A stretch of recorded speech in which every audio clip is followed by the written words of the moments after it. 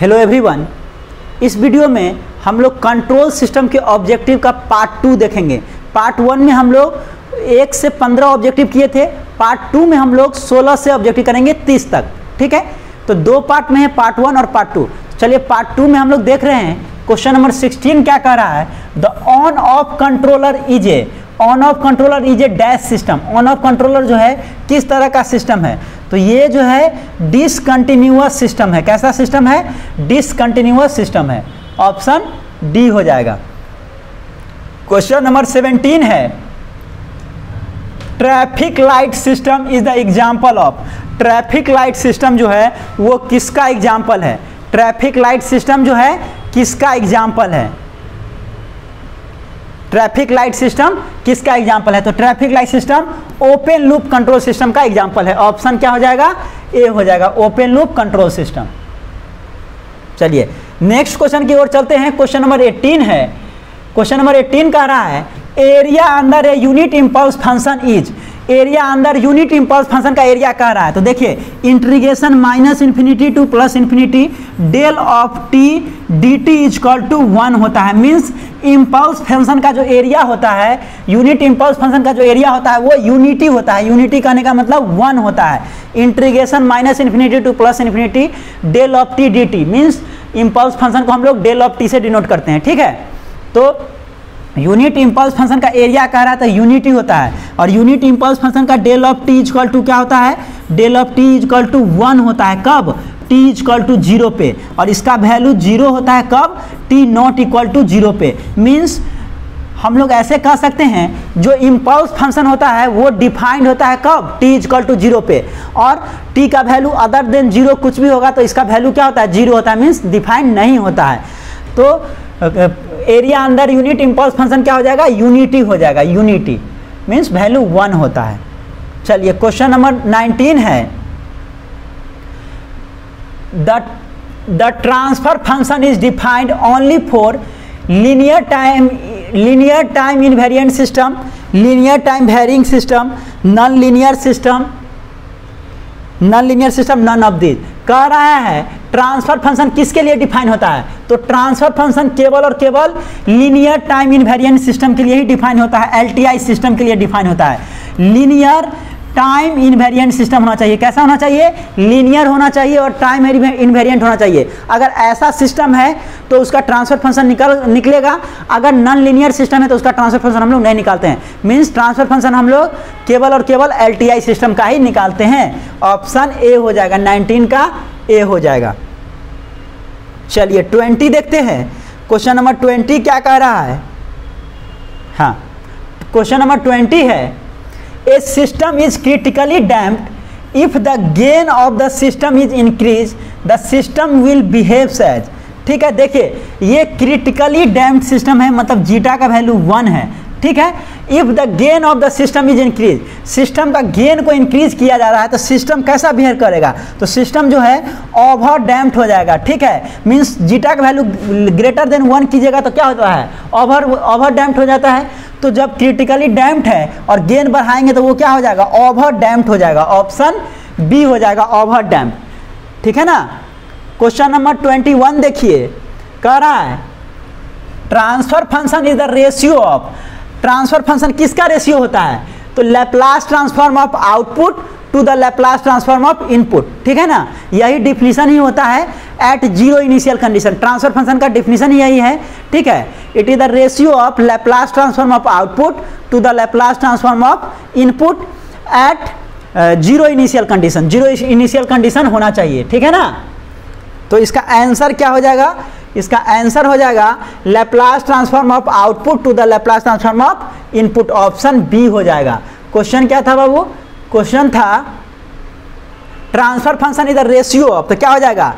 Laplace transform of output to the Laplace transform of input. Option B हो जाएगा। Option B हो जाएगा। चलिए अगले क्वेश्चन की ओर चलते हैं। क्वेश्चन नंबर 22 क्या कह रहा है? In general which of the following system is preferred. Generally हम लोग किस तरह के सिस्टम को प्रीफर्ड करते हैं? तो जनरली जो है हम लोग अंडर डैम्प्ड सिस्टम को प्रेफर करते हैं, मतलब जीटा का वैल्यू जो होना चाहिए लेस देन 1 होता है। अंडर डैम्प्ड सिस्टम को हम लोग प्रीफर करते हैं, जनरली अंडर डैम्प्ड सिस्टम को प्रीफर करते हैं, ठीक है ना, अंडर डैम्प्ड सिस्टम को प्रीफर करते हैं। ऑप्शन सी हो जाएगा। क्वेश्चन नंबर 23 देखिए क्या कह रहा है,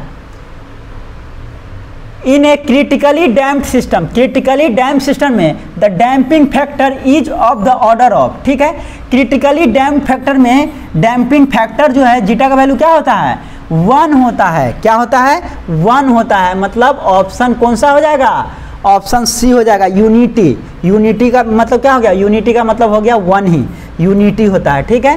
क्रिटिकल डैम्प फैक्टर में कह रहा है, क्रिटिकल डैम्पिंग में कह रहा है, क्रिटिकल डैम्पिंग में डैम्पिंग फैक्टर क्या होता है, यूनिटी होता है, ठीक है।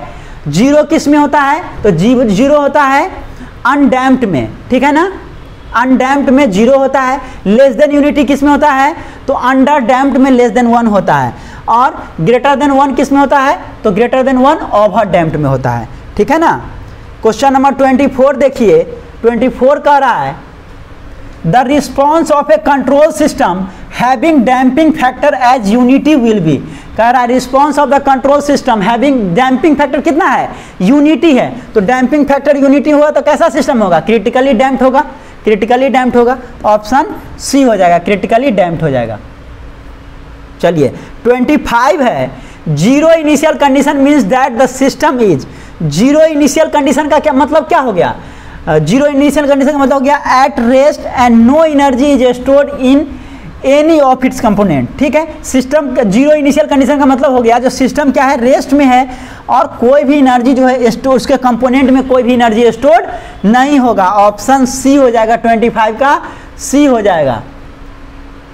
चलिए नेक्स्ट क्वेश्चन है 26, क्या कह रहा है, चलिए 26 देखिए, क्वेश्चन है 26, the overall transfer function from block diagram reduction for cascaded block is, देखिए जब दो ब्लॉक या उससे अधिक कास्केड में रहता है, कास्केड में रहता है, सपोज कीजिए दो ब्लॉक है G1 और G2 कास्केड में दिया हुआ है, किस में दिया हुआ है, कास्केड में दिया हुआ है, कास्केड में, तो जब दो ब्लॉक को कास्केड में कनेक्ट करते हैं तो उसका जो रिजल्टेंट जो आउटपुट आता है रिड्यूस करके ब्लॉक, वो दोनों का प्रोडक्ट आता है G1 इंटू G2, ठीक है। तो वही कह रहा है जब ब्लॉक जो है the overall transfer function of the block diagram reduction for cascade block, जब कास्केड में रहेगा तो ओवरऑल ट्रांसफर फंक्शन क्या हो जाएगा, कास्केड में क्या होगा, प्रोडक्ट ऑफ इंडिविजुअल गेन, देखिए ये जो गेन है वो प्लस ये जो गेन है दोनों का क्या कर रहे हैं, प्रोडक्ट कर रहे हैं, दोनों का प्रोडक्ट होगा, जब कास्केड में होगा तो दोनों का प्रोडक्ट हो जाएगा, जब पैरेलल में रहेगा तो दोनों का सम हो जाएगा, पैरेलल में दोनों का सम और कास्केड में दोनों का प्रोडक्ट, तो क्या हो जाएगा, product of individual gain, option B हो जाएगा, product of individual gain, option B हो जाएगा। चलिए 27 नंबर क्वेश्चन है, the overall transfer function of two blocks in parallel are, जब पैरेलल में रहेगा तो अभी क्या बताए, सम ऑफ इंडिविजुअल गेन रहेगा, ठीक है। जब दो ब्लॉक पैरेलल में कनेक्ट होगा, पैरेलल में कनेक्ट होगा जब दो ब्लॉक, ठीक है, तो ये G1 और G2 है, तो इसका जो ओवरऑल जो गेन होगा वो क्या हो जाएगा, G1 प्लस G2, जब दो ब्लॉक पैरेलल में कनेक्ट किया जाता है तो दोनों का क्या हो जाता है, दोनों का सम हो जाता है, जब दो ब्लॉक कास्केड में कनेक्ट किया जाता है तो दोनों का प्रोडक्ट हो जाता है, तो यहाँ पैरेलल में पूछा है तो sum of individual gain option A हो जाएगा, 27 का ए हो जाएगा। चलिए आगे चलते हैं, क्वेश्चन नंबर 28 है, क्या कह रहा है, at summing point more than one signal can be added और सबट्रैक्टेड, समिंग पॉइंट पे देखिए ये आपका समिंग पॉइंट है, तो समिंग पॉइंट पे क्या होता है, सपोज कीजिए यहाँ प्लस है और यहाँ फीडबैक से माइनस, तो हम लोग क्या करते हैं, ऐड करते हैं और सबट्रैक्ट करते हैं, ऐड भी हो सकता है सब्ट्रैक्ट भी हो सकता है, दोनों चीज़ होता है समिंग पॉइंट पे, that is known as summing point, इसको हम लोग समिंग पॉइंट कहते हैं। तो यहाँ पे ऐड या सबट्रैक्ट दोनों होता है, ऑप्शन ए हो जाएगा, 28 का ए हो जाएगा। चलिए 29 हम लोग देखते हैं, 29 नंबर क्वेश्चन क्या है, कह रहा है in block diagram representation, block diagram representation में what do the lines connecting the block known as, ठीक है। ब्लॉक डायग्राम रिडक्शन में जो दो ब्लॉक को जो अगर कनेक्ट करता है तो उस लाइन को क्या बोला जाता है, तो उस लाइन को ब्रांच बोला जाता है, ब्रांच बोला जाता है, ब्रांच बोला जाता है, ठीक है ना। जो लाइन कनेक्ट करता है उसको हम लोग ब्रांच बोलते हैं। ऑप्शन ए हो जाएगा। चलिए अगला क्वेश्चन है, हाँ क्या है, infinite number of blocks are connected in series or cascade configuration. कह रहा है if finite number of blocks are connected in series or cascade, वही कास्केड या सीरीज एक ही चीज है, फाइनाइट नंबर ऑफ ब्लॉक को कनेक्ट करते हैं, ठीक है। Then how are the blocks combined algebraically. जब आप कह रहा है फाइनाइट नंबर ऑफ ब्लॉक, बहुत सारे ब्लॉक को क्या करते हैं, कास्केड में कनेक्ट करते हैं, तो उसको जो है अलजेब्राइक हम लोग कैसे करते हैं, तो जितना भी ब्लॉक अगर कास्केड में होगा सबका प्रोडक्ट हो जाएगा, ठीक है। मींस बाय मल्टीप्लिकेशन, मल्टीप्लिकेशन हो जाएगा। ये 3 ब्लॉक है, इसका जो अगर आउटपुट लिखेंगे तो क्या हो जाएगा, G1 G2 इंटू G3, तीनों का प्रोडक्ट हो जाएगा। तो मल्टीप्लिकेशन होता है जब ब्लॉक कास्केड में दिया रहेगा, फाइनाइट नंबर ऑफ ब्लॉक रहेगा तो क्या करेंगे, सबका मल्टीप्लिकेशन कर देंगे। जब ब्लॉक पैरेलल में कनेक्ट रहेगा फाइनाइट नंबर में तो क्या हो जाएगा, वहाँ पे एडिशन हो जाएगा, सम हम लोग करते हैं, सम करते हैं, एडिशन हो जाएगा पैरेलल में। और यहाँ पे कास्केड में दिया हुआ है तो मल्टीप्लिकेशन हो जाएगा, मल्टीप्लिकेशन, ठीक है। तो हम लोग क्या देखे, टोटल 15 क्वेश्चन देखे, क्वेश्चन नंबर 16 से लेके क्वेश्चन नंबर 30 तक, ठीक है। तो मोस्ट इंपोर्टेंट ऑब्जेक्टिव क्वेश्चन है जो आपके एग्जाम में आने का बहुत ही ज़्यादा चांस है। तो आज के इस वीडियो में इतना ही। Thank you for watching this video, thank you so much.